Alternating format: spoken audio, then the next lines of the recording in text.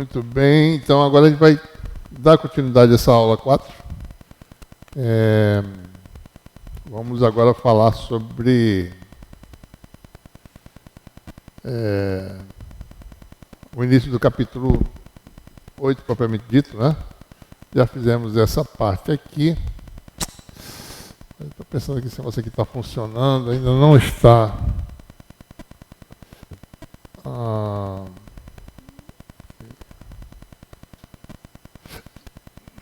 Essa parte aqui já fizemos, né? Então agora a gente vai falar sobre o capítulo 8.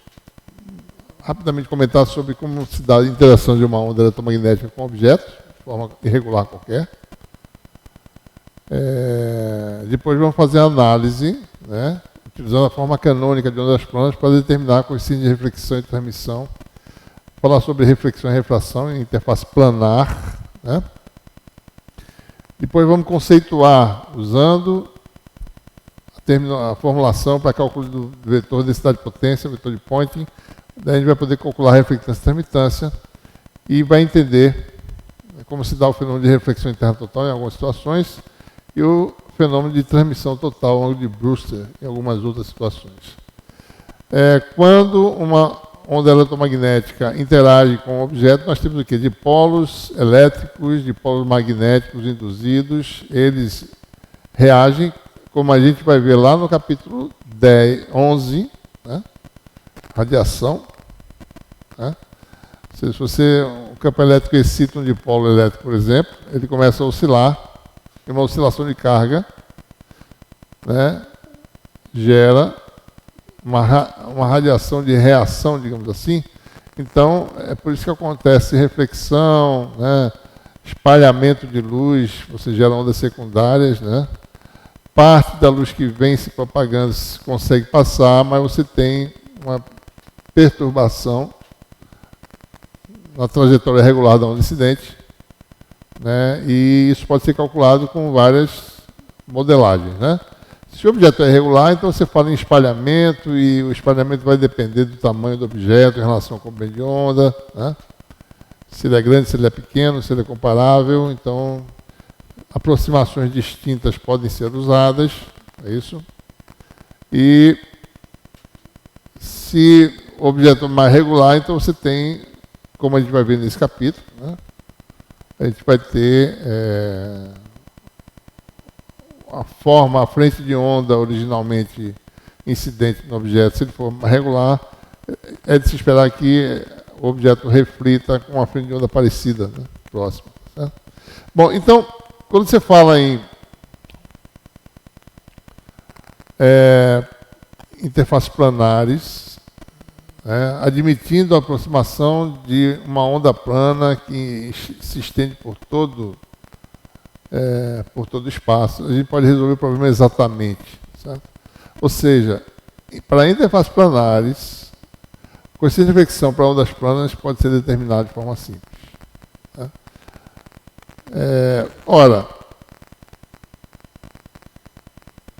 Mas como modelar o caso em que a onda não é plana? Por exemplo, um feixe eletromagnético confinado lateralmente, né? Como é que a gente pode fazer modelamento? Bom, daí é o que a gente fala. Você tem um feixe confinado, parte é transmitido, parte é refletido. Esse feixe não é onda plana, mas ele pode ser decomposto como combinação, né? Superposição, melhor dizendo, de ondas planas. E o que a gente faz é que nem a análise Fourier tradicional, né? A gente vê o que cada onda plana, qual é o efeito sobre cada onda plana, né? Decompõe em ondas planas, calcula o efeito da interface sobre cada onda plana, reflete e transmite cada uma, depois recompõe e forma o feixe transmitido e refletido, como a gente faz na análise de sinais em sistemas lineares. Mesma coisa. Tá? Então, é isso que a gente faz, a decomposição de qualquer que seja a forma de onda, né, em harmônicos espaciais, ou seja, as nossas conhecidas ondas planas que a gente está lidando nesse livro, nesse curso. Né?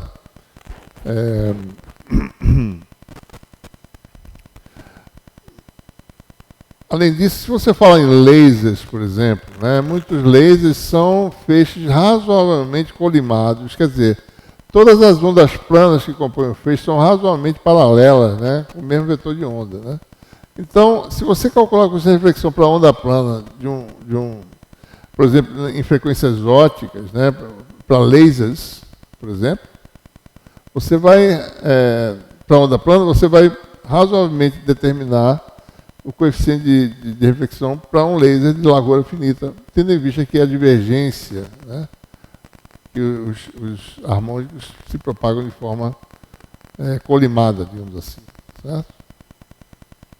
Bom, então, esse é o objetivo desse capítulo como um todo, é calcular, fazer a formulação para interfaces planares utilizando ondas planas. Certo?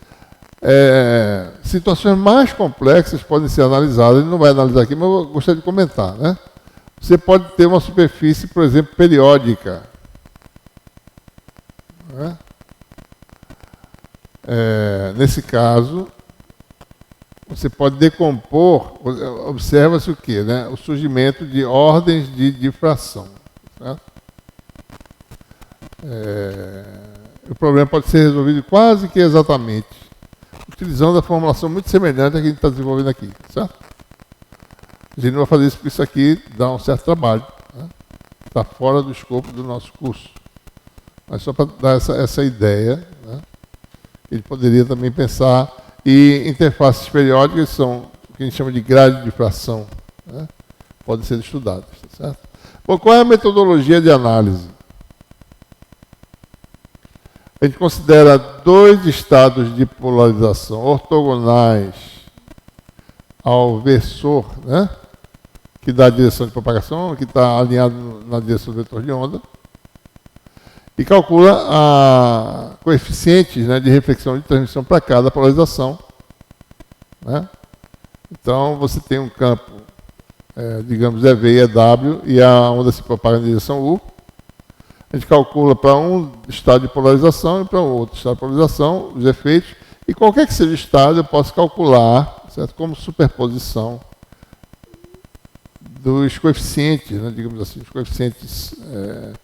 Eu posso recompor o campo refletido, somando o campo refletido em cada polarização, que vai ser um fator, que é o coeficiente de reflexão ou de transmissão da interface, e daí eu calculo o vetor no espaço. Né? Essa é a metodologia. Certo? Então, quando você trata de uma interface, né? Acho que vou usar isso aqui mesmo que é melhor. Sabe? Você tem uma interface.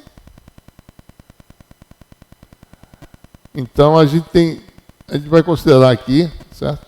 No nossa geometria, né? Um sistema de coordenadas em que isso aqui é a coordenada Z, essa é a coordenada X, e a coordenada que entra, né, é a coordenada Y. Certo? Então a gente assume que existe uma onda plana. Eu vou mostrar aqui só o vetor de onda por enquanto, dessa onda plana, né, chamar de K, forma um ângulo aí, digamos, θ, com essa direção normal. Então isso aqui é o meio 1, isso aqui é o meio 2. Propriedades distintas entre os dois meios, tá certo?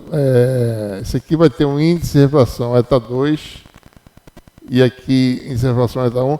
Em termos do nosso e-book, o eta é o N que a gente está usando no e-book, tá certo? Eu estou usando o eta porque eu já estou em consonância com o livro-texto que está, digamos assim, no prelo para ser publicado. Então, eu estou já mudando a anotação, usando essa anotação aqui, tá certo? Mas, para todos os efeitos, em termos do e-book, eta é o N em refração do e-book. Né? Esses índices de refração são, como nós sabemos, né, as razões. Né? Então, o meio 1 tem propriedades materiais dadas por epsilon e mi, o meio 2, epsilon 2002 sobre relativamente ao valor do vácuo, né? E a gente vai, antes de falar nos tipos de polarização a serem considerados, vamos analisar a questão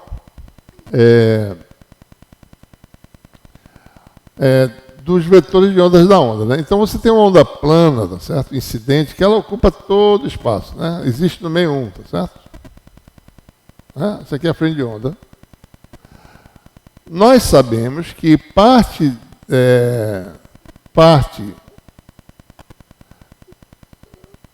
e por hipótese, né, o vetor de onda incidente ele está no plano que a gente vai chamar o plano de incidência. Então você tem a direção que é a direção do eixo Z, que é a direção normal interface, tem a direção do vetor de onda incidente. Essas duas direções definem um plano que é chamado plano de incidência, tá?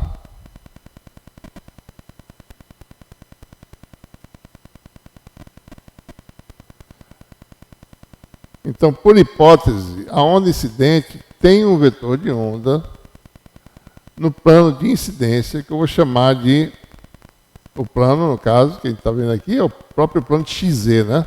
Então, o caso só tem duas componentes. Uma na direção X e uma na direção Z, que a gente vai chamar de, por enquanto, tá certo?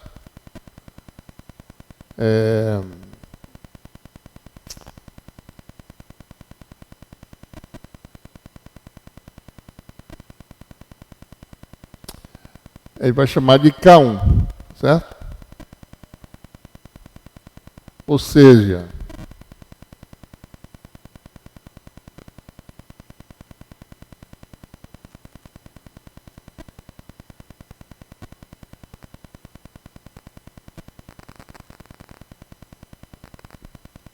estou tentando ver só a anotação das minhas notas.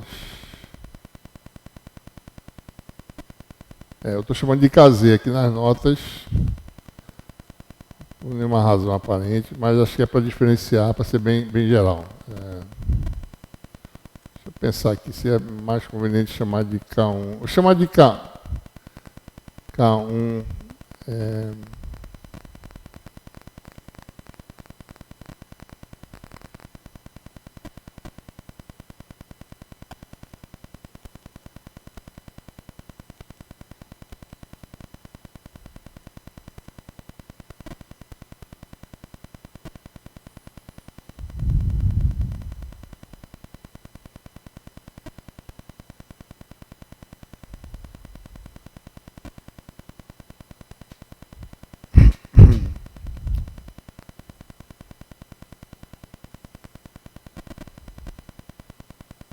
Não, vamos chamar de K1, tá certo? Eu estou achando que essas notas têm alguma coisa que não está... Prefiro usar essa nota, como eu estou querendo raciocinar aqui, vou chamar de K1AZ. Antes de falar das ondas refletidas e transmitidas, vamos só observar alguma propriedade importante, né? Primeira coisa é o seguinte, que o K, escalar K, né? Nesse caso, K é um vetor real, a onda incidente tem componentes reais, né? A gente está falando de meio sem perdas, certo? Em princípio, né? O meio de entrada não tem perdas, então o vetor de onda ele tem uma componente real na direção X e uma real na direção Z, né? Então esse produto escalar simplesmente vai ser kx ao quadrado, mas a componente Z a gente chama de K1 para evitar usar uma letra adicional Z1, né? Chamar só de K1, tá certo? K1 ao quadrado. E isso, por sua vez, né, o vetor de onda no meio 1 tem de ter magnitude que é eta K0. Então é eta 1 ao quadrado K0 ao quadrado, certo? Ou seja, dado o Kx, dado o ângulo, eu tenho a magnitude disso aqui, né? Então eu sei quanto é que é o Kx, tá certo? Se isso aqui é θ, Kx é essa componente aqui. Kx simplesmente é eta 1 K0 seno de θ. Então, dado o meio, tá certo? Dado a observação, dado a frequência, né? Ou seja, o número de onda no vácuo correspondente. Dado o ângulo de incidência que eu injeto a onda no meio, eu sei quem é Kx e também sei quem é a componente Z. Né? O K1 é eta 1 K0 cosseno de θ. Então, eu tenho todas as informações. Então, o vetor de onda incidente é dado. A pergunta é, quem são os vetores de onda da onda refletida e transmitida? Certo? Então, plano de incidência é aquele que contém o vetor de onda incidente e é normal. É o plano XZ. Certo? E o vetor de onda incidente é conhecido. K igual a Kx a x mais K1 a z, em que esses parâmetros são conhecidos. Pergunta é, bom, nós sabemos que vai ter onda... deixa eu passar para cá, né? Fazer um novo desenho. Dada essa onda incidente, nós sabemos, dado isso aqui, nós sabemos que vai ter uma parte refletida, só que eu não sei em que... Bom, dado o θ, eu não sei quem é, né, esse ângulo aqui, certo? E nem sei se essa onda refletida está com o vetor de onda no mesmo plano, no plano de incidência, que é o plano XZ. Vamos chamar isso aqui de K duas linhas. Né? E vai ter uma onda transmitida, certo? Só estou representando aqui um ângulo, né? A gente vai ver já já, certo? Teta linha. Estou mostrando só um ângulo polar só, tá? Isso pode ter um azimuth qualquer, a gente não sabe. Eu sei que o azimuth da onda incidente, como ela está alinhada no plano XZ, o azimuth é 0. Mas essas outras duas, eu não sei o azimuth. Vou chamar de K'. Só estou mostrando aqui um ângulo polar, digamos assim, né, da onda, digamos, transmitida. Né? Então, em princípio, tá certo? Esse K duas linhas tem 3 componentes. Kx duas linhas AX mais KY duas linhas AZ, AY, mais KZ duas linhas AZ. A componente transmitida também tem 3 componentes que eu não sei onde é que está o vetor, né? Transmitido. Certo? Vale Kx' AX mais KY' AY mais KZ' AZ. Então, essa é a... Observe que essas quantidades, Kx ao quadrado mais Ky ao quadrado mais Kz ao quadrado, é constante. A soma dos quadrados dá um valor constante que é o quadrado do índice de refração no meio vezes K0. Né? Onde quer que seja, no meio 1 ou no meio 2. Certo? Então, essas coisas são amarradas. Né? Então, o argumento fundamental em calcular coeficiente de reflexão é observar que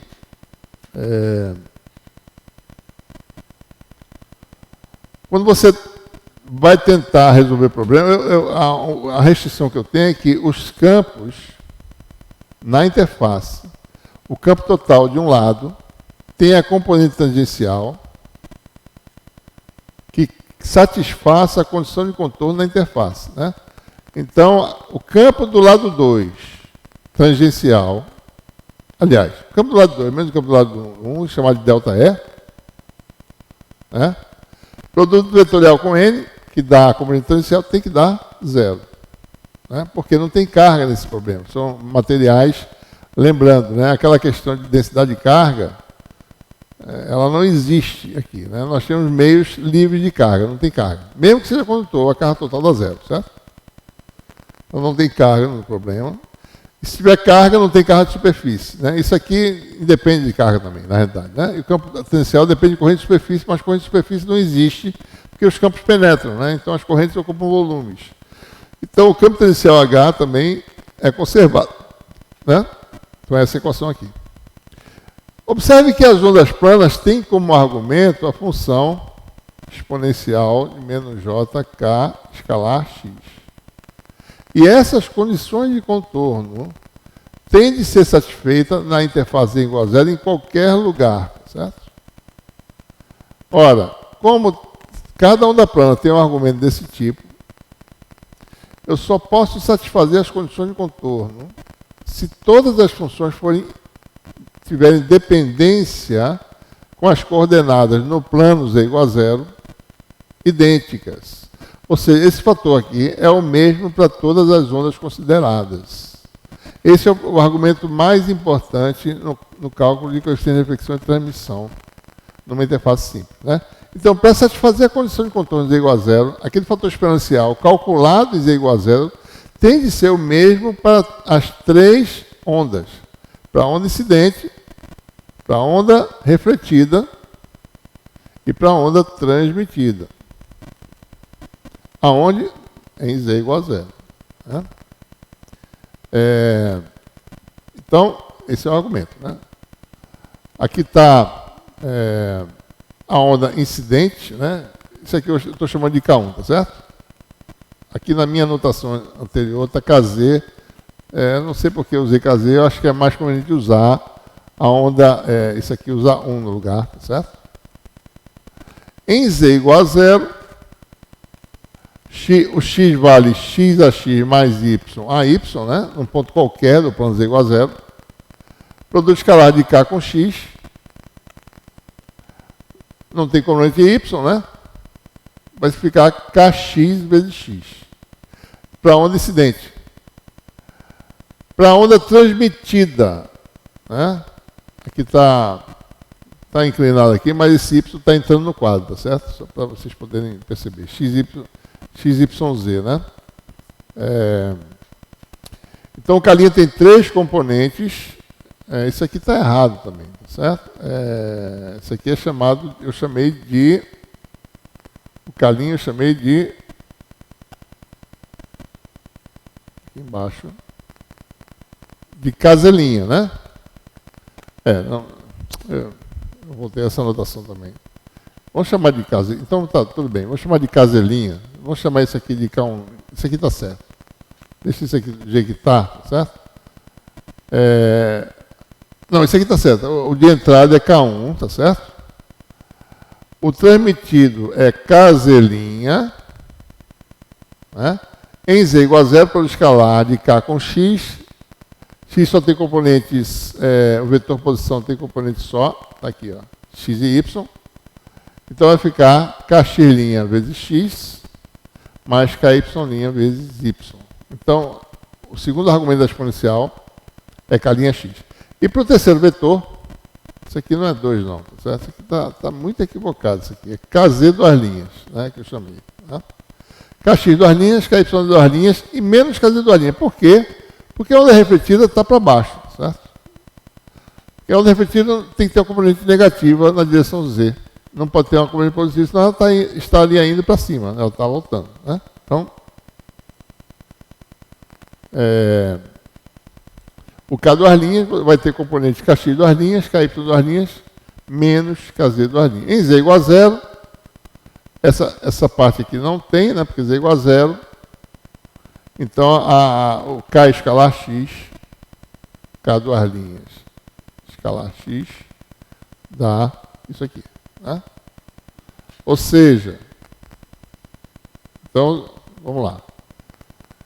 Então, aqui nós temos aqui a condição de contorno só pode ser satisfeita se eu tiver K da onda incidente, escalar x, em z igual a zero, igual a K duas linhas da onda refletida, escalar x, em z igual a zero,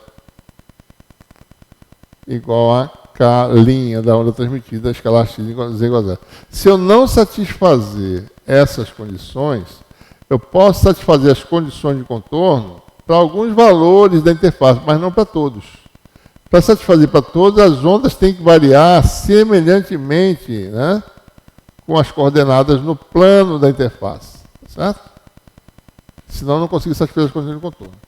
Então, o Kx deu Kx vezes x, né? Coordenada em z igual a zero tem coordenada x e y. Né? O K duas linhas deu kx duas linhas, x, mais ky duas linhas, y. Não tem componente z, né? Certo? Kx duas linhas mais ky. E a transmitida deu kx linha, ky linha, xy. Né? Então a gente tem que igualar essas três coisas, certo?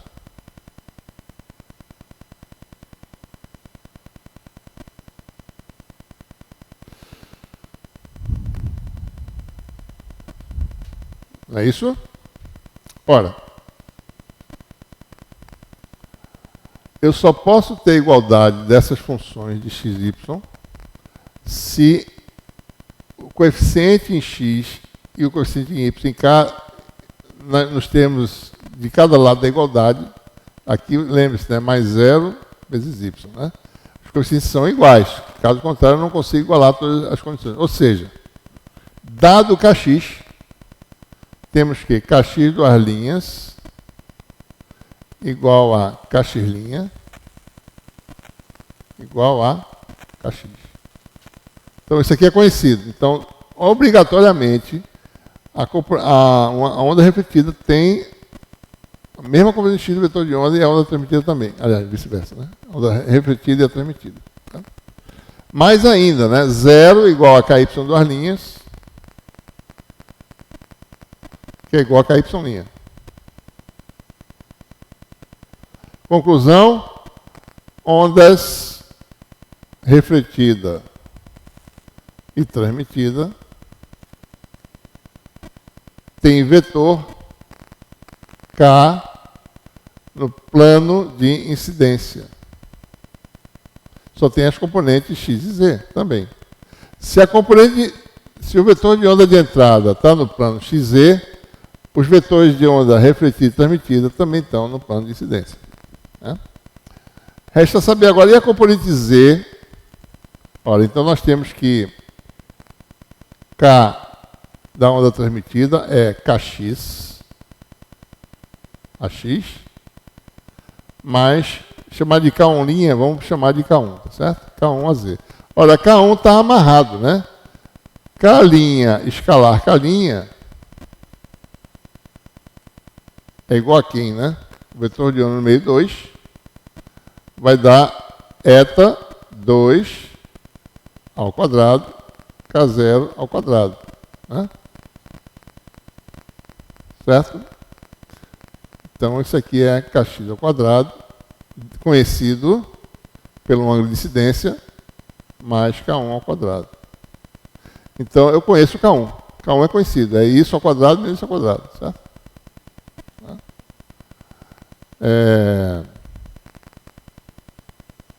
K duas linhas, escalar K duas linhas, é igual a eta 1 ao quadrado, K0 ao quadrado, que é igual a kx ao quadrado mais kz duas linhas ao quadrado. Ora, mas isso aqui não é igual a, também, por outro lado, a kx ao quadrado mais k1 ao quadrado? Isso aqui está errado, pessoal. Isso aqui é K2, tá? Eu vi aqui. K2, que é o meio 2, tá? Então, isso aqui não é isso, né? Ou seja, kz duas linhas, né? Na realidade é igual a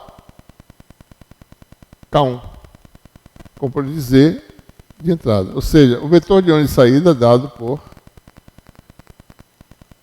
Kx AX menos K1 AZ. Então, antes de calcular qualquer coisa, a gente já tem duas leis, as leis de Snell e de Descartes, né? A condição de reflexão,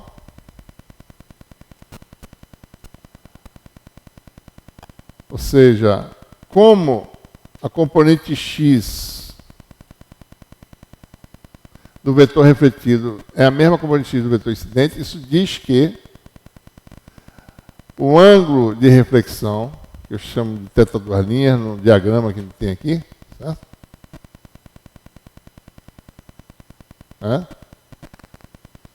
É igual ao ângulo de incidência.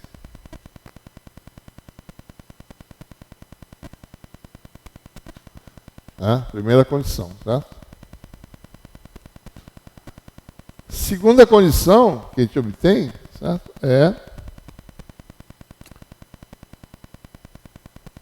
Aqui está a onda incidente, né? Onda refletida.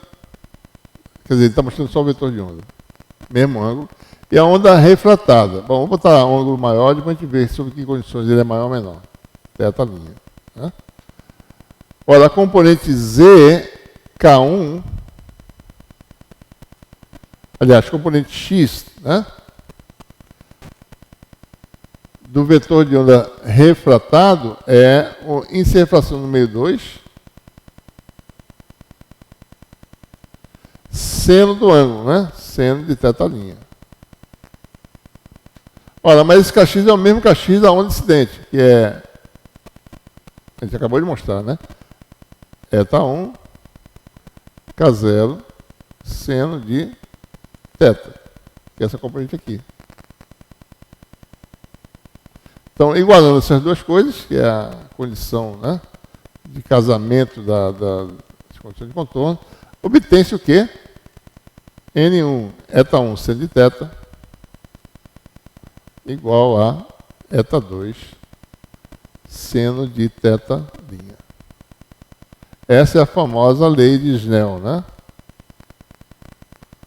Lei de Snell da refração, certo? Então, por enquanto, ele não calculou nenhuma coeficiente de reflexão, só está usando considerações físicas acerca do campo eletromagnético da onda plana, né? Observe que, vou fazer algumas observações aqui, né? Então, você tem algumas situações. Se você tiver aí, por exemplo, né, ar, digamos, vidro, né, eta maior do que 1, certo? Você entra com índice de refração θ, né? Tem uma parte refletida e uma parte refratada. O ângulo aumenta ou diminui? Né? Ora, 1 seno de θ igual a eta seno de θ'. Então, seno de θ' é seno de θ sobre eta. Olha, se você vem de um meio menos refrativo para um meio mais refrativo, a tendência é que o ângulo seja menor, né? Seno de θ menor do que seno de θ' menor que seno de θ, né?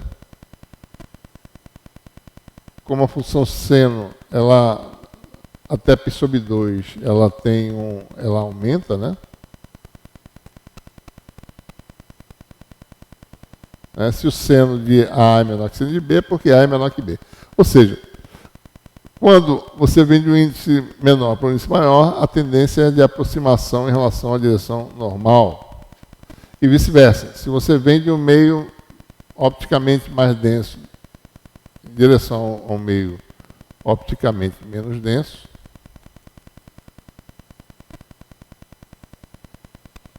né, aí você teria eta seno de θ', na realidade é 1 seno de θ', agora no caso, né? 1 seno de θ' igual a eta seno de θ. Agora, nesse caso, o ângulo aumenta, né? Porque o seno de θ' é eta vezes maior. Então, a tendência é afastamento da normal, certo? Então, são essas as propriedades que a gente extrai antes de calcular qualquer coisa.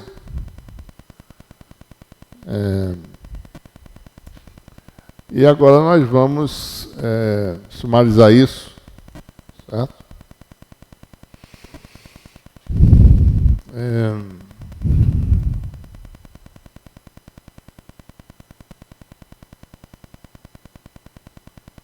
Então, nós temos aí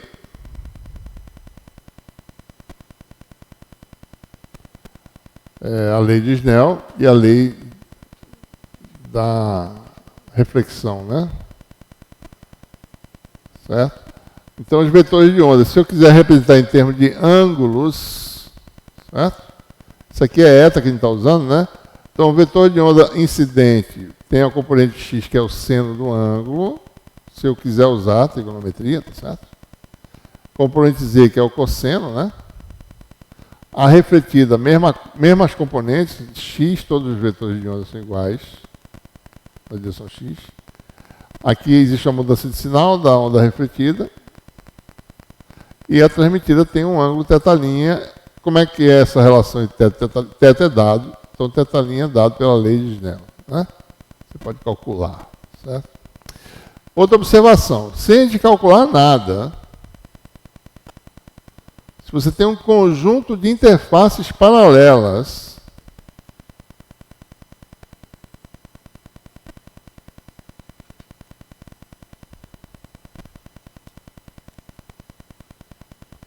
né? Você vem aqui com uma onda plana, claro que você vai ter reflexão, refração, né? Você vai ter essas combinações. Mas o que nós sabemos, que nós podemos antecipar, sem calcular nada. Você tem a última aqui e vai embora, né? Você pode representar em cada meio uma onda indo e uma voltando apenas. É o resultado coletivo, né, das várias reflexões. Mas o que acontece aqui, né? Se esse ângulo aqui é θ, em todas as interfaces você tem sempre o mesmo ângulo, né, de incidência e de reflexão. Tá? Esse ângulo aqui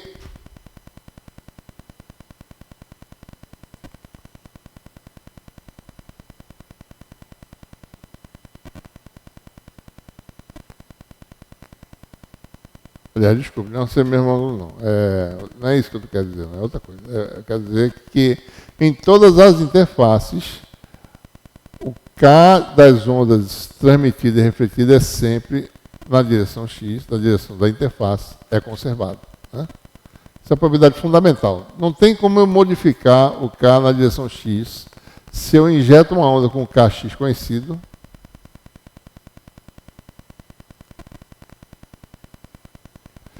Todas as ondas subsequentes vão ter sempre a que passa e a que volta.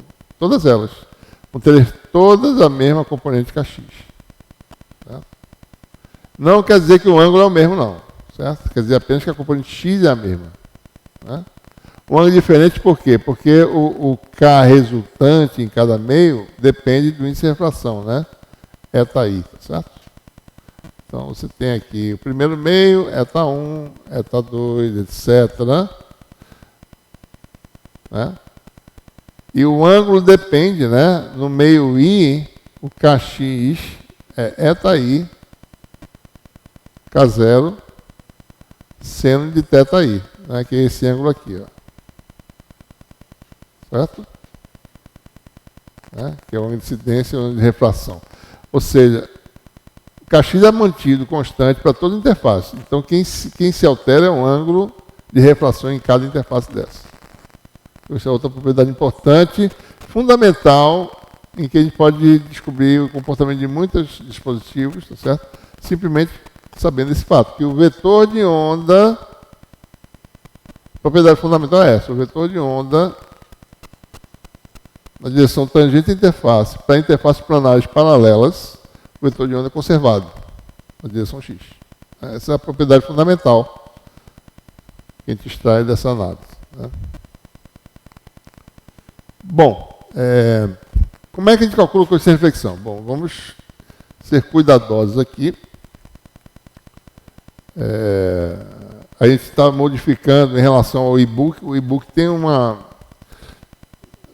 erro conceitual no e-book que não interfere no resultado final. Né? Mas esse erro conceitual pode ter consequências no cálculo de reflectância e transmitância em meios absorvedores, certo? Então, por isso que a gente está corrigindo isso nessas aulas aqui. No novo livro a gente já tem essa correção. Isso não é muito importante, não tem consequências maiores, né, para o curso, tá certo?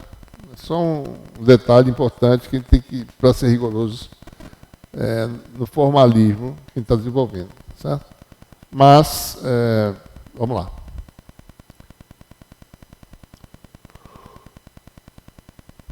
Nós temos aí, como é que a gente calcula as frações de potência ou de amplitude refletida e transmitida? A gente vai usar a forma canônica, os campos, né? Só que a gente tem que tomar cuidado, né? A gente vai sempre usar, porque eu posso expressar um campo fundamental, ou sendo o campo elétrico ou magnético, certo? A gente vai expressar essa forma canônica com a amplitude do campo, que só tem uma componente. Né? Certo? Então, como eu falei para vocês antes, a gente vai analisar o problema para 2 estados de polarização.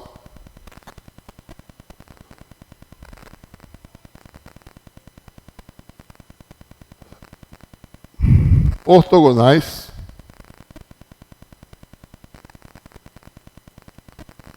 Né? Ortogonais entre si.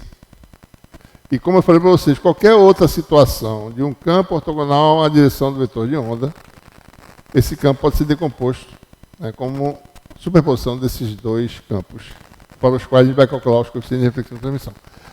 Então, muito bem, aqui está a interface, aqui está a normal, e aqui está o plano de incidência definido pelo vetor de onda incidente de entrada. Né? Uma polarização é quando o campo elétrico está no plano de incidência, certo?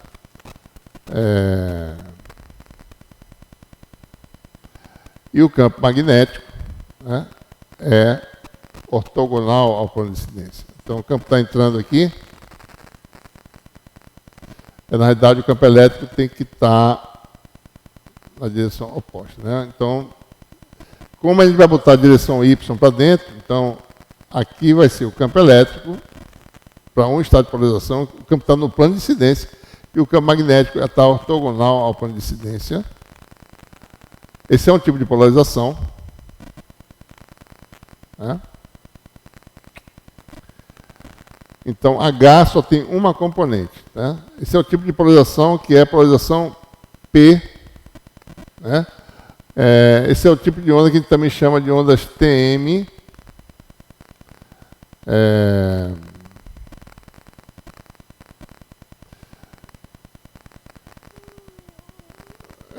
TM, ou seja, vem de uma terminologia transverso magnética. Por que transverso magnética? Porque se você olhar a propagação como sendo na direção Z, só o campo H está no plano transversal a essa direção de propagação, direção interface. Por isso que a gente chama de TM. O E teria uma componente também longitudinal, nesse caso, certo? Se a gente olhasse a propagação no sentido Z. Isso é útil em guia de onda, né? Em guia de onda a gente vai ver esse tipo de coisa, certo? Então, esse tipo de polarização é chamado de polarização P, né?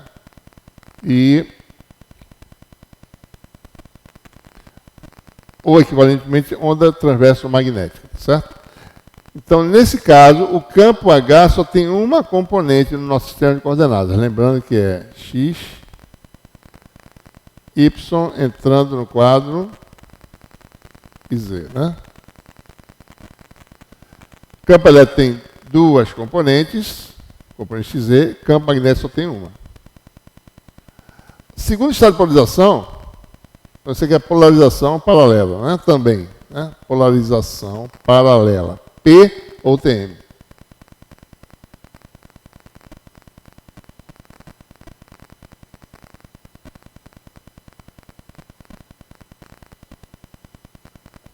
Né? E o outro estado de polarização seria o oposto. O campo elétrico está na direção Y e o campo magnético está no plano de incidência. Então, essa outra polarização, esse outro estado, campo elétrico entrando na direção Y, certo?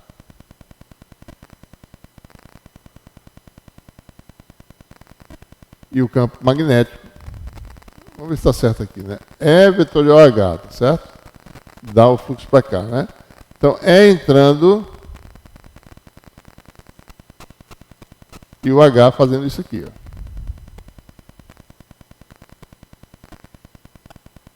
Certo? Então, esse tipo de polarização, quem tem 2 componentes agora é o H, né? Esse tipo de onda é onda transverso elétrica, porque se você olhar para esse sentido aqui, só o campo elétrico tem uma componente transversal à normal, tá certo? Onda TE. Polarização S. E também chamado de polarização perpendicular, em relação à polarização do campo elétrico, certo?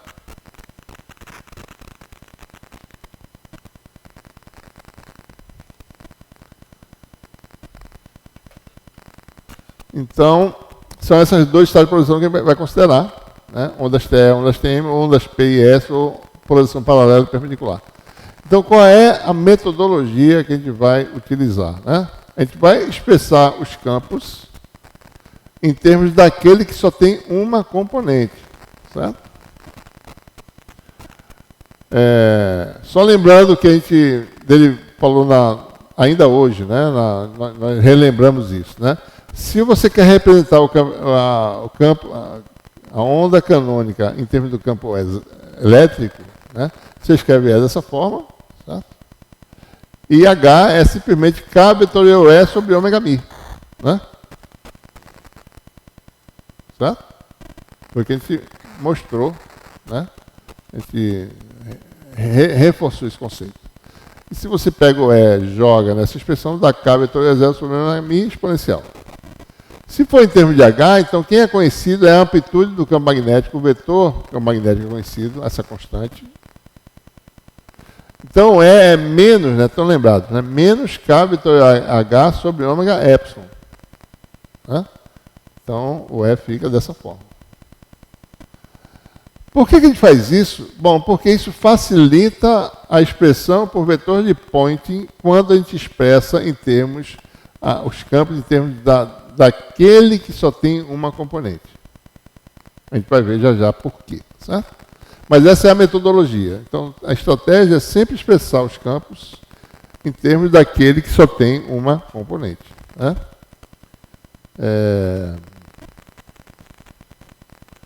Então, a gente agora vamos fazer a nossa representação. Então, observe, né? A gente sempre desenha os campos, por exemplo, polarização paralela, o campo que vai ser utilizado é o campo H como campo base, né? Para representar os campos, certo? Então, observe que o H está entrando no quadro aqui, o campo incidente, o campo refletido, que é o H' também está entrando, e o campo refletido é o H duas linhas, né? Então, quem tem que se adequar é o campo elétrico, certo? Então, esse sentido do campo elétrico dá um fluxo no sentido da interface. Aqui eu tenho que inverter o sentido do campo para dar um sentido se afastando da interface. E aqui eu mantenho a mesma lógica, né? Para o campo que se afasta da interface. Né? Aqui estão os vetores de onda, tá certo? Que a gente já falou anteriormente. Né? Todos têm a mesma componente X. No meio 1, a componente Z vale K1. Né? Aqui no meio 1, ó. Certo? E no meio 2 vale K2, vamos dizer. Né? Então, usando a forma canônica, campo incidente na direção AY. Campo H vai ser menos o produto vetorial de K, tá certo? Que é esse vetor aqui, com o H, né? Então, AX vetorial AY dá AZ, mas tem um menos da fórmula, certo? AZ vetorial AY, né? Dá menos AX, com o menos da fórmula dá mais. Tem alguma coisa errada. AZ com AY. Peraí. AX com AY dá Z. Tá aqui. AZ, né? Que é esse termo aqui, tá certo? Que dá menos AZ com AY dá menos AX. Então, a componente está errado, né? Vou fazer aqui separado, porque eu estou achando que está errado aqui.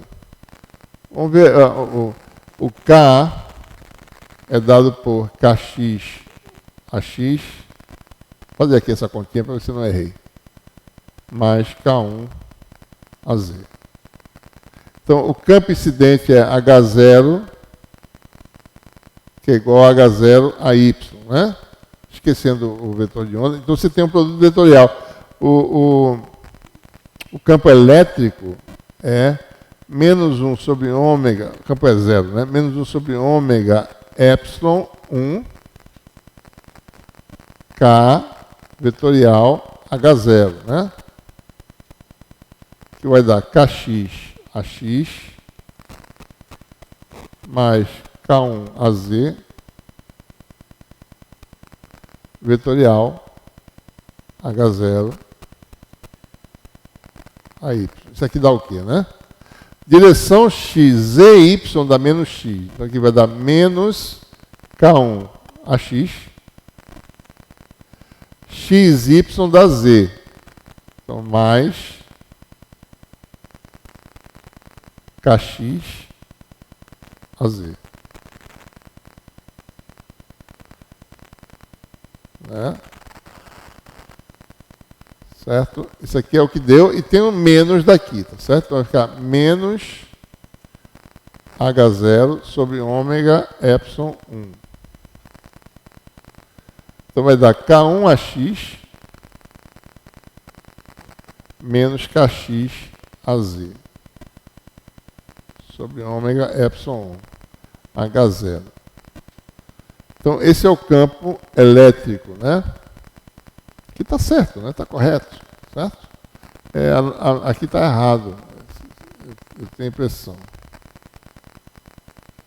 Deixa eu ver, o resultado vai dar, na direção x dá positivo, na direção z dá negativo. Isso aqui está errado. Incidente... Ah, não, esse aqui eu estou calculando, desculpe. Está certo. Então, na direção x dá positivo, na direção z dá negativo. Trocando as posições, né? K1 na direção x agora, Kx na direção z. E observe que está correto. Componente x positiva, componente z negativa. O refletido vai ter as duas negativas, deve dar, né? E o transmitido vai ter o quê? Componente x positiva, componente z negativa. Mesma coisa, certo? Então, quando a gente faz isso, calcula os campos, né? Refletido. Bom, o campo refletido, a gente diz que uma fração é refletida, certo? Então, o campo refletido, a gente diz que ele está, o campo H está na direção Y, mas uma fração γp da amplitude H0 foi refletida, né? Aqui está a forma canônica, e o campo elétrico agora fica fácil calcular. Produto vetorial do vetor de onda, que é Kx menos K1, com o campo magnético refletido, que é esse campo aqui, né? Certo? Então você tem esse resultado, aí vocês fazem a continha para verificar esses sinais, tá certo? E o transmitido também, a gente diz que o campo magnético é uma fração tau P, coeficiente de transmissão, né? Gama P é o coeficiente de reflexão, que ele vai determinar, e tau P é o coeficiente de transmissão, né? Certo? Bom, o que a gente vai fazer agora? Condições de contorno. Quais são? Hx total em cada lado é contínuo. E aliás, Hx não, Hy, né? Porque a gente tem componente Y só, a tangencial da interface Ex total é contínuo. Então vamos lá. Componente Y da onda número 1 em Z igual a 0, né? Isso aqui dá 1, tá certo? Ou, aliás, não precisamos nos preocupar, porque nós argumentamos anteriormente que isso aqui é o mesmo para todos os campos. Então, o campo incidente na direção, o H na direção Y é H0. O campo refletido é gama H0, então você tem H0. 1 mais gama P, que é o campo total tangencial do lado 1, é igual ao campo transmitido, que é tal P H0. Primeira equação, uma relação da forma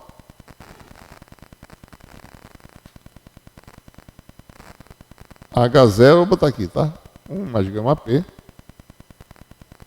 igual a H0 tal P. Né? Isso aqui veio da condição de contorno para H, né? H tangencial. Contínuo. Certo?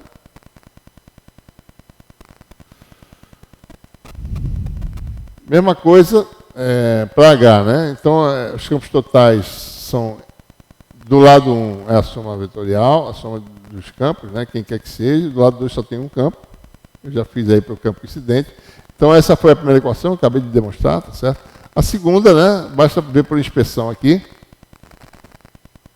Campo incidente elétrico na direção X, que tem um H0 aqui, K1 sobre ômega epsilon 1. Refletido dá quanto? Quer dizer, está aqui. Menos K1 gama P sobre ômega epsilon 1. E o transmitido igual a K2 tal P sobre ômega epsilon 2. Ou seja, esse H0 sai das equações, né? Nós obtemos, então, essa segunda equação. E aqui é um sistema de duas equações, de duas incógnitas, e é fácil resolver, então deixo para vocês fazerem essa conta, certo? Coeficiente de reflexão. Isso aqui está invertido, né? O que a gente obtém lá na no e-book, não sei se eu mudei já, mas acho que eu não mudei. Lá é o coeficiente de reflexão para campo elétrico, tá certo? Que daria esse aqui trocado, tá? Mas a forma, o método formal é melhor que a gente utilize essa expressão. Isso não vai mudar nada, porque, em geral, a gente quer o quadrado dessa quantidade, então isso aqui não faz diferença quem que você botar na frente, né? E o coeficiente de transmissão, observe para a expressão. Então, observe, não é difícil esquecer, né? Epsilon 2K1, Epsilon K2. Quem são K1 e K2? Componentes longitudinais, componentes Z do vetor de onda no meio 1 e 2, respectivamente. Certo? Epsilon 2K1 menos Epsilon K2. Embaixo é a mesma coisa, só que somando. Denominador é o mesmo. Então, esses coeficientes são iguais. Né? Então, tem essa relação aqui. 1 mais gama igual a tal. Né? Basta verificar, somar essas duas quantidades, a soma aqui dá 1. Né? Certo? Então, esse é o resultado obtido para a polarização paralela. Certo? E aí, para a polarização perpendicular, é o mesmo procedimento. Né? A gente usa agora o campo, é aquele que só tem uma componente. Quem é? Bom, o campo elétrico. Então, todos os campos elétricos, incidente, refletido e transmitido, estão sempre no sentido de AY. Ora, isso vai acontecer sempre? Pode ser que não, pode ser que esse sentido mude, mas quem determina isso é o coeficiente de transmissão e de reflexão. Ele que vai determinar se o campo inverte ou não numa reflexão, né? Ou numa transmissão na interface. Né? Então, nesse caso, o campo incidente está sempre na direção AY e o campo H, pela forma canônica, lembrando, né? K vetorial E sobre ômega mi. Então, é só fazer o produto vetorial, tá certo? Esse mais ou menos porque no meio 1 é para baixo, dá menos, no meio 2 é para cima, mais, igual a 2. Então, se você faz o produto vetorial de K com E, vai dar esse resultado aqui. E daí você pode, mais uma vez,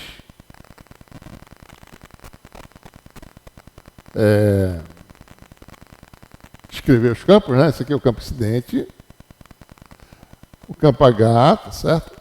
Vamos só verificar, né? Bom, o campo H tem componente X negativa e componente Z positiva. Quer dizer que ele está, o campo H está X negativa, quer dizer que ele está para trás e para cima. Então o campo H está assim.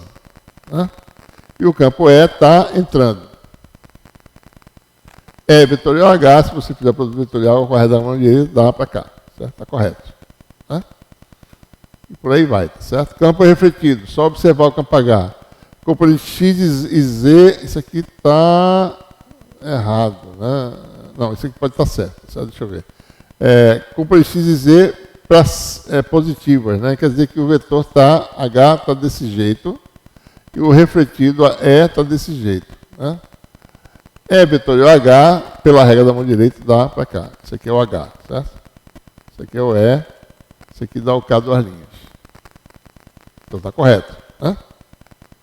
E o campo transmitido é dado por essa expressão. Bom, então vamos lá. Campo refletido vai ser um gama, agora, com essa reflexão para ondas S, né, para ondas TE, ou ondas polarização perpendicular.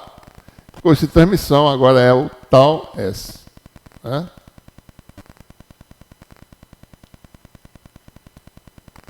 nós temos, mais uma vez, condições de contorno, não é difícil calcular, então você tem uma relação parecida, né? 1 mais gama igual a tal. E agora a diferença que vai aparecer, em vez de epsilon, aparece mi, certo? Embaixo. Essa é a diferença básica, né? Se você olhar para a equação anterior, K sobre epsilon, né? K sobre epsilon. Agora para a onda S, a coisa é bem casadinha, né? K sobre mi. Então, com esse de reflexão é muito parecido com o para ondas P, só muda o epsilon para mi, no caso, certo? Né?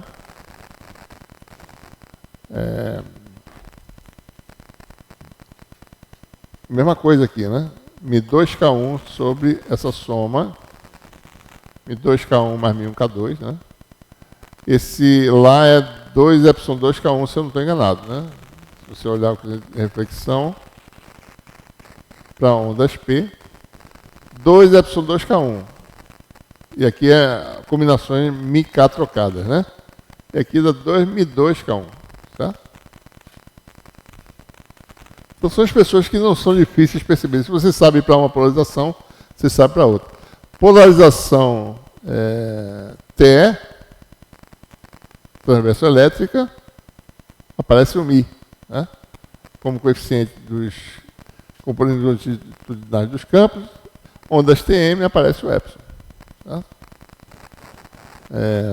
Muito bem. A gente tem expressões alternativas que permitem mostrar a analogia do coeficiente de reflexão quando a gente lida com linhas de transmissão, né? Ou com casamento de impedâncias também, né? Em termos de impedâncias de onda. Certo? A gente pode lembrar, né, que a impedância de onda nos meios são dadas por essas expressões. E se a gente definir a impedância de onda paralela, né, no meio I, como sendo a componente do campo paralelo à interface no meio I sobre o H paralelo à interface, né, então,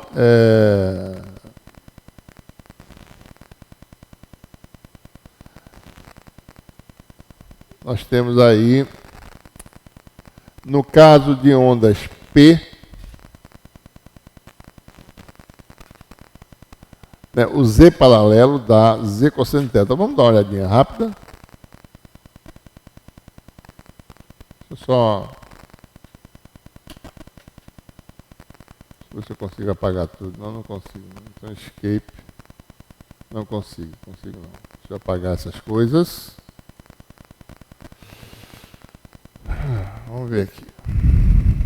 Deixa eu apagar essas anotações aqui para a gente poder... apagar aqui. Tem um bocado de coisa, né? Foi rapidinho.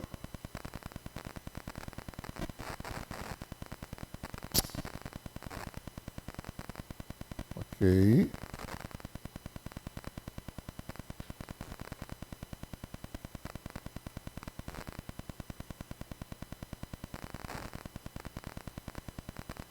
Não consigo selecionar tudo, né?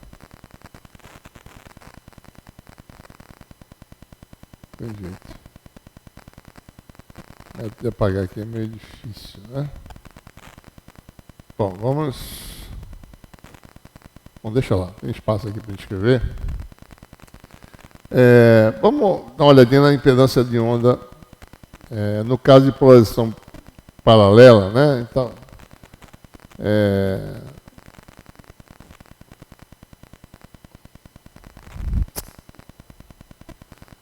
você tem aí polarização paralela, o campo está no plano de incidência e o campo H está na direção Y, né? Sem se preocupar com o sinal aqui, tá certo?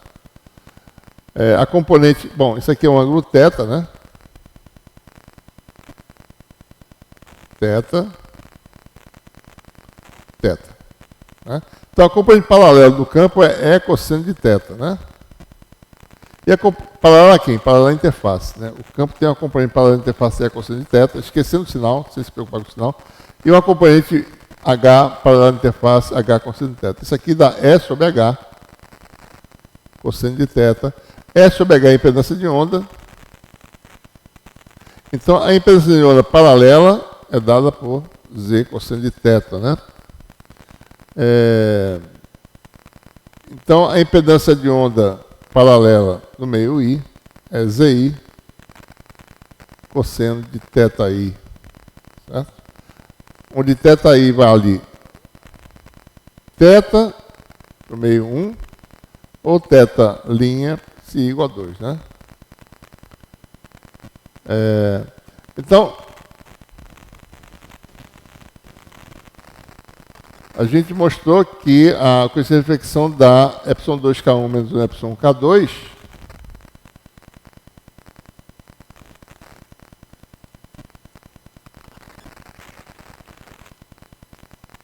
né, para a polarização P. Se eu usar os ângulos, né, K é o NK cosseno de θ. Isso aqui vai ser ε2, eta2, desculpe, eta1, K0, né? K0, todo mundo vai ter um fator K0, vai cancelar, cosseno de θ, menos, aqui não tem mais espaço, né? Vai dar ε2, índice de refração do meio 1, cosseno de θ, menos ε1, índice de refração do meio 2, cosseno de θ', né?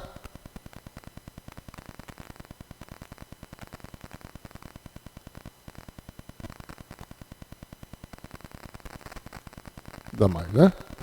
Só para ver uma demonstração rápida aqui. Eta1 é μ1 ε1 sobre μ0 ε0.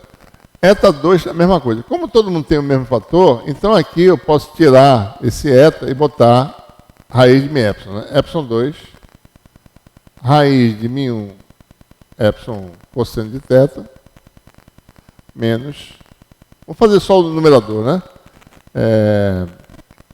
ε1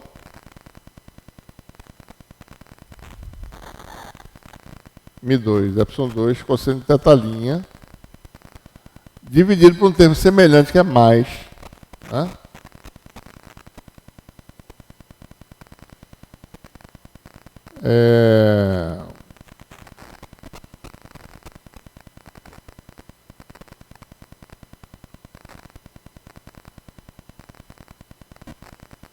Cosseno de θ, cosseno de θ', né?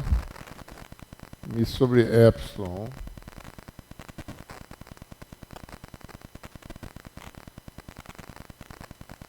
Se eu dividir todo mundo por...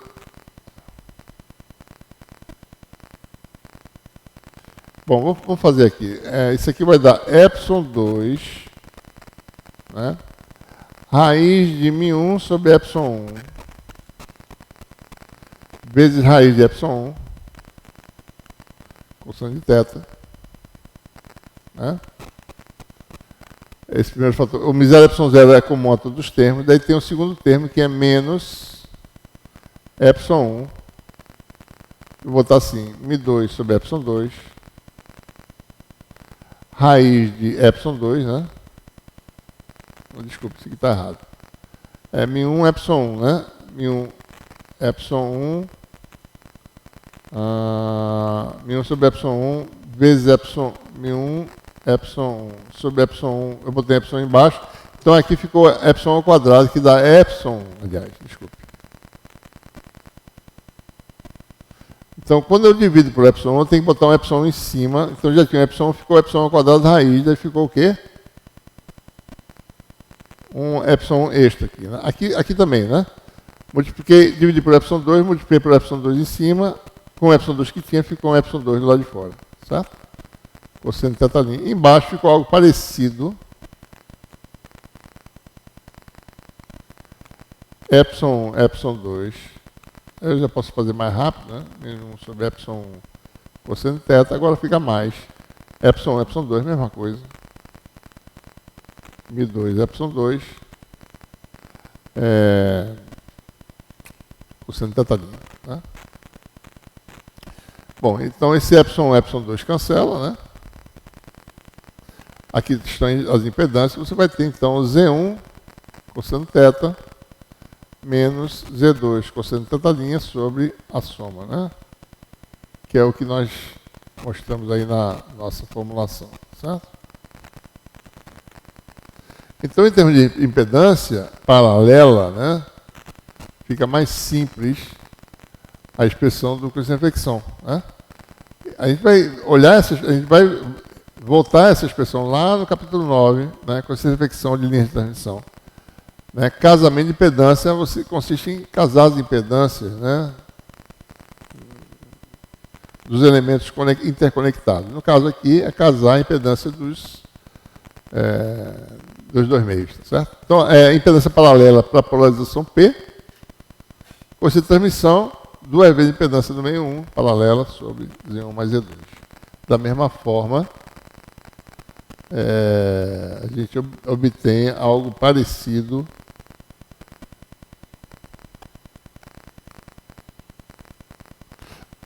para a polarização perpendicular, só que para perpendicular é mais conveniente definir, certo?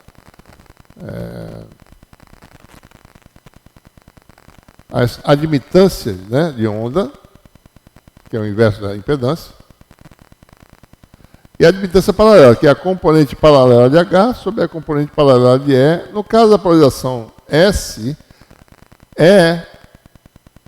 está na direção Y, ele já é a componente paralela, e H, a componente, digamos, a componente X de H é que vai ser a componente paralela. Né? Quando você calcula as admitâncias paralelas, né? Então você obtém algo muito parecido com o caso da polarização P, né? Ou seja, polarização S, você agora tem a diferença sobre a soma da admitância paralela e o cosseno de transmissão, uma expressão semelhante, só que agora envolvendo admitâncias paralelas, certo? Nós temos aí uma tabela, né, que mostra várias expressões para o cosseno de reflexão, certo? Né? Mostrando a semelhança, né, das expressões. Ó, aqui muda só de epsilon para mi, também, tá certo? E sempre lembrando que esses K's aqui são componentes Z, tá? Não são o vetor de onda, módulo dele no meio, não. Tá? Em termos de impedâncias paralelas, né? E admitâncias paralelas, se os meios são não magnéticos, você pode ter alguns casos particulares dessas expressões, envolvendo apenas o índice de refração. Né? Por exemplo, o que acontece? Né? Para a onda S, se os meios são não magnéticos, é a diferença das componentes longitudinais dos vetores de onda. Certo? Por que isso é importante? Porque em muitas situações os meios são não magnéticos. Né? São tipicamente, meio, quando são não absorvedores, geralmente eles têm só propriedades dielétricas distintas, mas não magnéticas. Né? Quando os meios são... quando você tem incidência normal, né? Então os coeficientes de reflexão e transmissão ficam facilmente determinados em termos das índices de refração e diferença sobre soma. Né? Os coeficientes de reflexão não dependem da polarização, tá certo? Isso aqui é só porque a forma como foi definido, né? Mas, por exemplo, o coeficiente de reflexão para a onda S para um determinado campo é o mesmo para a onda P para esse mesmo campo, certo? Porque, lembrando a vocês que o coeficiente de reflexão de ondas P foi definido em termos de campo magnético e de ondas S em termos de campo elétrico. Por isso tem esse sinal aqui. Né?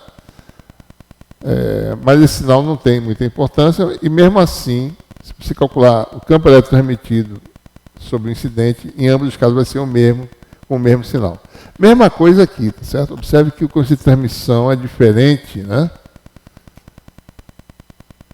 Eta2 em cima, eta1 embaixo, para ondas P e S, mas isso, mais uma vez, é porque isso aqui se refere à amplitude de campo magnético, isso aqui é amplitude de campo elétrico. Certo? Muito bem, agora a gente vai determinar de que forma obter as frações de potência refletida e transmitida numa interface, e como essas frações são relacionadas aos coeficientes de reflexão e transmissão. É importante saber definir essa metodologia muito bem, porque a gente tem que lidar em algumas situações com meios absorvedores também. Então é importante saber como balancear a potência, né, corretamente, algo que não é feito na maioria dos textos, tá certo? Então a gente faz isso, né? Inclusive para explicar o fenômeno de reflexão interna total em termos de potência transmitida ou refletida, né? Vou tirar isso aqui, certo? A gente tem que usar essa metodologia. Então, muito bem. Então, considere aí, tá certo? Que para a gente determinar, vamos considerar inicialmente o caso sem perdas, né? A gente vai usar simplesmente conservação de potência eletromagnética, que fluxo líquido da potência eletromagnética entrando ou saindo de uma superfície fechada, região fechada para a superfície sigma, tem que ser zero, né? E aí nós temos essa construção, tá certo? Em que a gente tem esse volume cuja seção transversal está aqui mostrada, né? Aqui está a seção transversal na direção X, na direção Z. Tem uma pequena penetração na direção Y. Na direção X você tem aqui dx. Na direção Z, do lado 1 tem um pedaço de dz1, do lado 2 tem um pedaço de dz2. E na direção Y tem aí, vou fazer aqui, tá certo? Nós temos aí um cubozinho, um paralelepípedo que passa, que a interface está passando aqui no meio, certo? Esse paralelepípedo na direção Z tem uma profundidade dy, uma largura dx na direção x e uma altura dz1 mais dz2 na direção Z. Observem que uma coisa importante é que uma onda plana, certo? Ela permeia todo o espaço, né? Então, o campo incidente está preenchendo a onda plana, certo? É uma onda que existe em todo o espaço. O campo incidente está aqui, certo? O refletido, por sua vez, está preenchendo todo o espaço. Né? Então, tem que levar em consideração esse fato para poder calcular as coisas, né? E o transmitido, por sua vez, né, refratado numa direção diferente, também permeia todo o espaço. Então, é essa situação que nós temos aqui.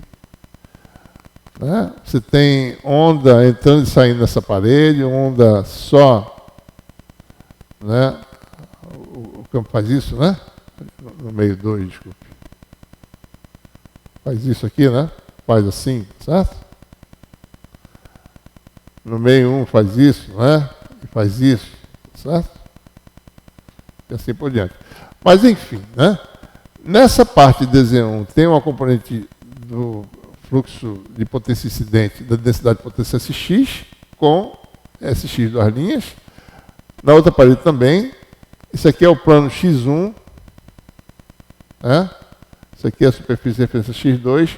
Mas observe que se for calcular a densidade de potência, ela não varia com x. Né? A gente pode mostrar isso, certo? Então, ele está colocando aqui regularmente o x1 e x2, mas a gente vai ver que esse x nessa parede é o mesmo x dessa parede aqui. Nessa parede de baixo tem uma componente z da potência incidente e uma componente z da onda refletida. Aqui ele está botando para baixo a seta, né? Mas o sinal está embutido dentro desse parâmetro das z duas linhas, que é a componente z do vetor de Poynting da onda refletida. Na parte de cima você tem uma componente z que flui nessa parede, Sz', né? É a contribuição nessa parede. Na direção y, não há componente do vetor de Poynting, então a gente não considera, certo? Então, o balanço de potência fornece né, que é a parte real do fluxo que, através da parede lateral em x igual a x1, dy, dz, né? dz1, dy, ou seja, nessa parte aqui, numa parte que está do lado 1, está assim, né?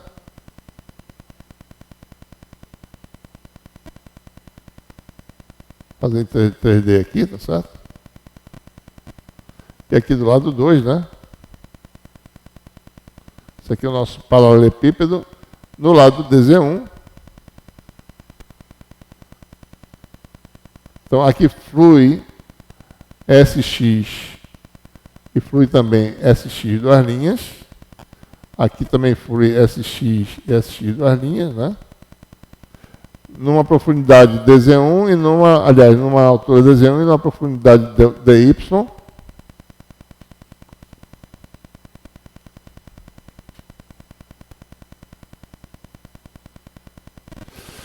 Mesma coisa do lado de lá, né?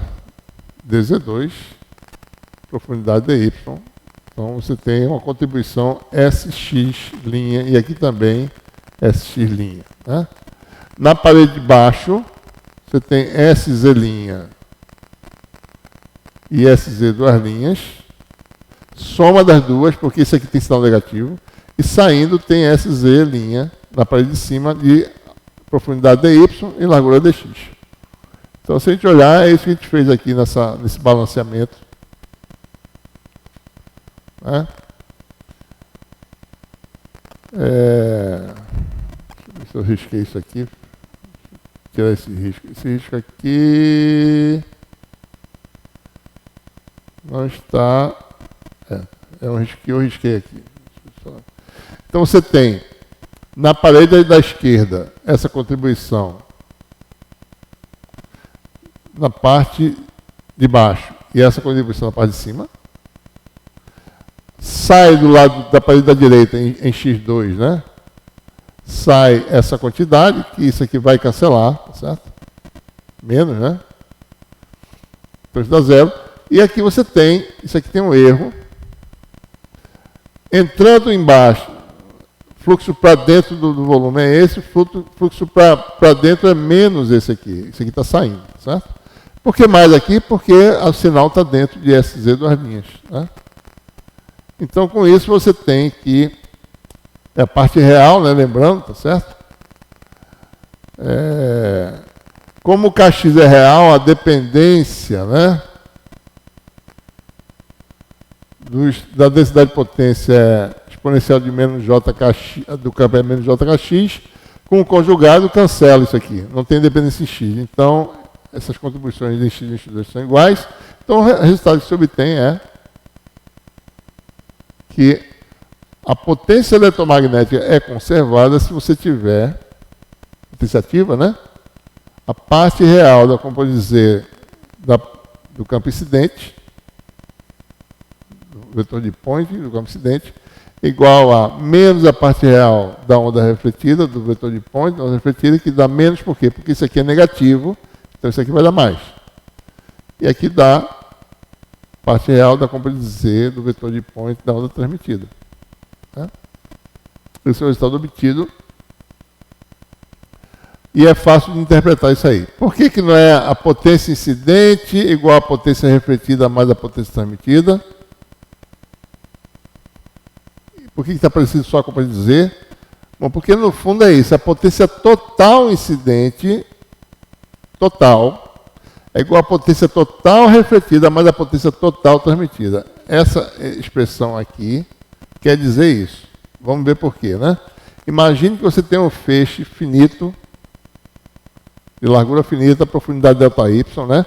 A potência total incidente é o vetor de point, componente na direção do vetor de onda, vezes ΔL, ΔY, admitindo aqui que todo mundo é real, né?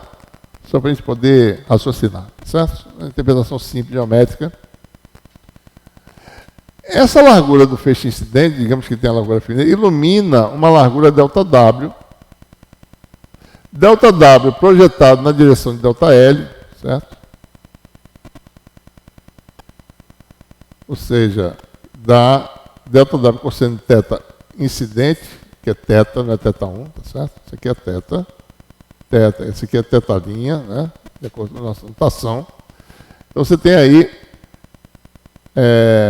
delta L igual a delta W cosseno de θ, delta L duas linhas é igual a delta L, só que a largura do feixe transmitido é diferente por causa da refração. Então esse delta W dá origem ao delta L' um pouco diferente, né? Que tem a ver com o cosseno de θ', tá certo? Θ do ângulo refratado, né? Então a conservação de potência é a potência total incidente, que é delta L, delta Y, igual a potência refletida total, mais a potência transmitida total. E o delta L' está aqui, relacionado, né, com o ângulo de refração. E com isso você obtém uma relação do tipo S cosseno de θ. Né, o balanço das componentes S cosseno de θ. S cosseno de θ sendo a componente Z. Certo? Então, isso aqui é menos a componente Z da onda refletida, porque ela é negativa com menos da mais. É isso aqui, certo? Então, então essa é a intervenção geométrica da relação que a gente acabou de obter. Né? Vamos agora calcular, usando, né, os coeficientes de reflexão e transmissão, as expressões para o vetor de Point.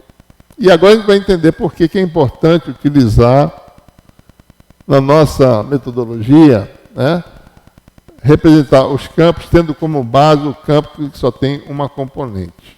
Certo? Isso porque, em algumas situações, o vetor de onda pode ser complexo. Né? Uma delas é se o meio for absorvedor. Uma outra, mesmo que ele não seja meio absorvedor, se ocorrer reflexão interna total, como a gente vai ver. Tá? Bom, nós sabemos que a forma canônica da onda plana pode ser expressa tanto como tendo base o campo elétrico como o campo magnético.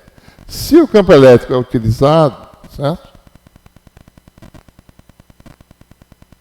Né? Então o campo magnético é dado para essa expressão que a gente já falou anteriormente. E aí você calcula o vetor de Point no meio de E vetor de H conjugado, né? E faz esse produto vetorial, calcula o conjugado de H, que é o conjugado de todo mundo, admitindo que tenha perdas, tem um mi conjugado aqui embaixo, certo? A gente mais tarde vai considerar isso, mas não agora, não hoje, né? Mas vamos deixar aqui por enquanto. Quando eu faço produto triplo, eu tenho produto escalar de E com E conjugado. Observe que aparece K e K conjugado aqui, tá certo? Porque o conjugado de isso aqui, de K e K conjugado, ele pode ser complexo, então a gente vai deixar aqui.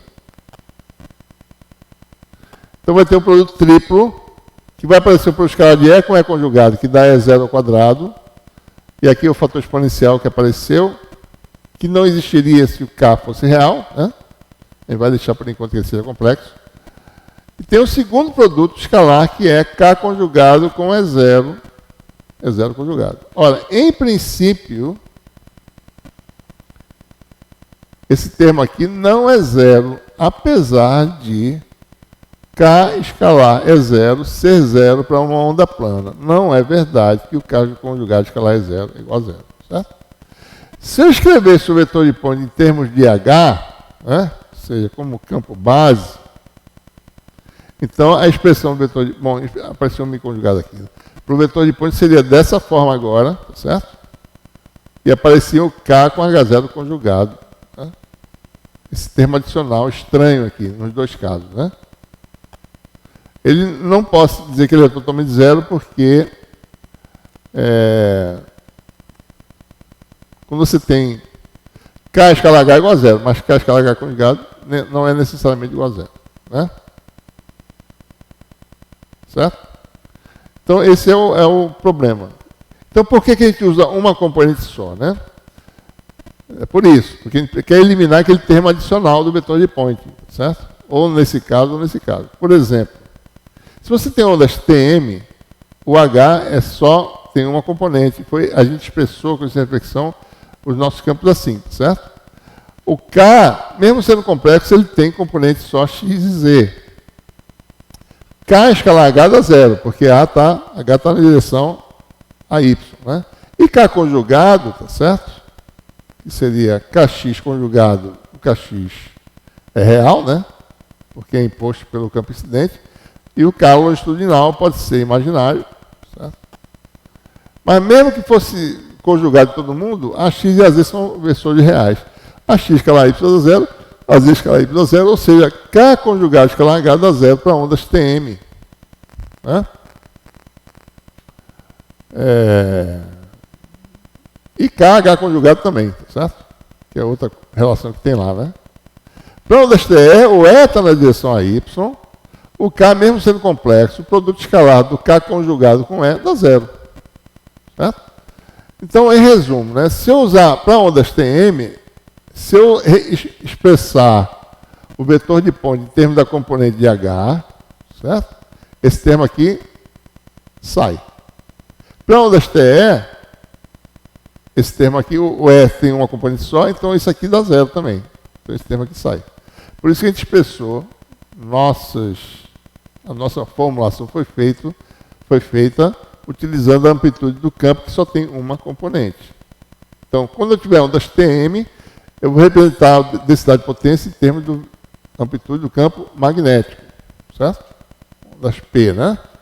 Em ondas TE, eu vou representar a densidade de potência em termos da amplitude do campo elétrico, certo? Observe que isso aqui, mi conjugado, é igual a mi se o meio não for sem perdas, que é o que a gente está considerando no momento, certo? Bom, então, como são meios sem perdas, vamos calcular a reflexão e transmitância, começando com ondas Tm. Densidade de potência incidente é dado por essa expressão. A gente acabou de mostrar aqui, tá certo? 2 ômega epsilon, né? Incidente, módulo de H0 ao quadrado do K, meio sem perda, né? Também por causa disso, no meio 1, tá certo? No meio 1, K e K conjugados, K é real. Né? No meio incidente, as componentes x e z do vetor de onda são reais. Porque o meio não tem perdas e não há o fenômeno de reflexão de terra total por enquanto. Então, no meio de entrada não há, certo? Problema algum, né? Isso aqui vai dar exatamente isso. A onda refletida vai ser gama vezes H0, aqui é o mesmo coeficiente, K duas linhas. A única diferença é que para a onda transmitida, a gente não sabe se esse K pode ser complexo ou não, a gente vai ver já já que ele pode ser, certo? Então a gente deixa aqui. Então, se a gente calcular a componente Z, que é o balanço de potência, a gente mostra que existe uma relação entre coeficientes que a gente chama de a reflectância RP, esse R diferente aqui, né?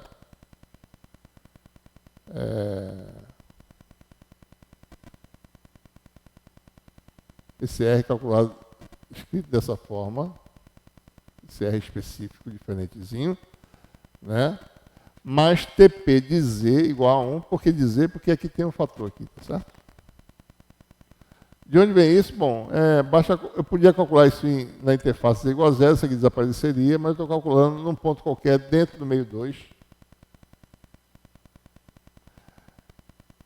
em que o RP de Z é simplesmente o módulo quadrático do coeficiente de reflexão. Isso aqui é chamado a reflectância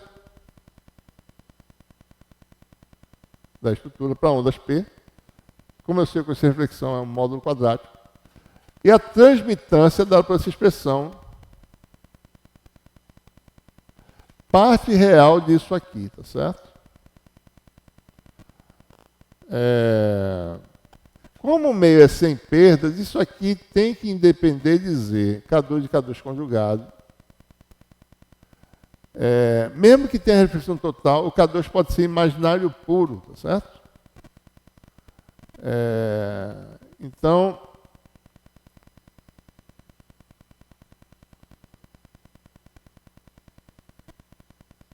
se o K2 for imaginário puro, no caso de reflexão interna total, essa parte real dá zero, certo? A gente vai falar sobre isso. Se o meio não tem perdas, e se não tem reflexão interna total, isso aqui não depende de Z, né? Então, isso, para meio sem perda, isso não depende de Z, certo? Excluindo o fenômeno de... Mesmo incluindo o fenômeno de reflexão interna total, tá certo? Né?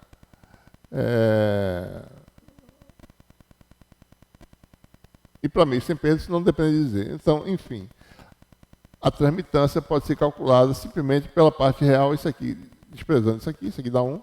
Né? Calculando Z igual a 0, tá certo? Bota Z igual a 0. Né? A gente vai ver depois o que acontece para Z diferente de 0. Então fica real de K2 sobre ε2K1. E esse K2 pode ser um número complexo, como a gente vai ver daqui a pouco. Tá? Então essa é a expressão para reflectância e transmitância. Ou seja, a reflectância é sempre simples, né? Um módulo quadrado do coeficiente de reflexão. E a transmitância tem uma relação que depende aí, tá certo? Das constantes, né? Além do coeficiente de transmissão. Né?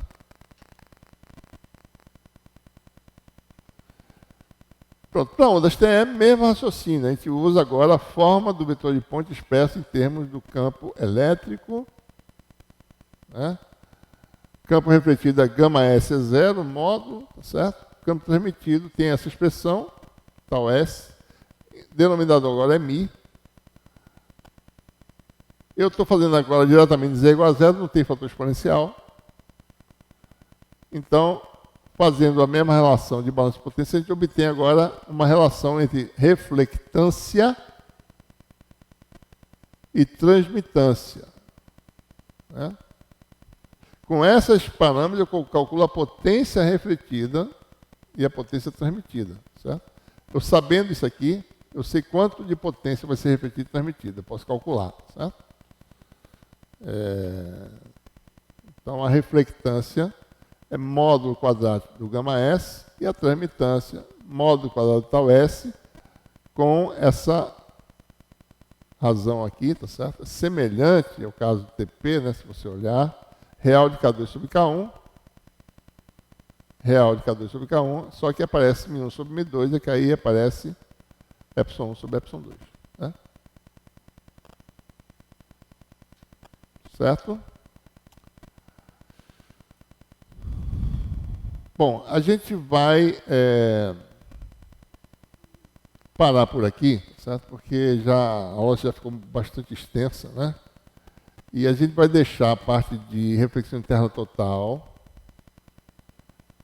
que é o finzinho dessa aula, e ângulo de Brewster para a aula seguinte, né? Em que a gente vai falar também sobre reflexão e refração em meios absorvedores, tá certo? Então vamos parar por aqui, que já foi muito material, né, que a gente falou hoje, certo? Para a gente poder descansar um pouquinho a mente, poder raciocinar as próximas etapas, tá certo? E para poder analisar com calma, né, o fenômeno de reflexão interna total em termos desses conceitos, ok? Então nós paramos por aqui e até a próxima.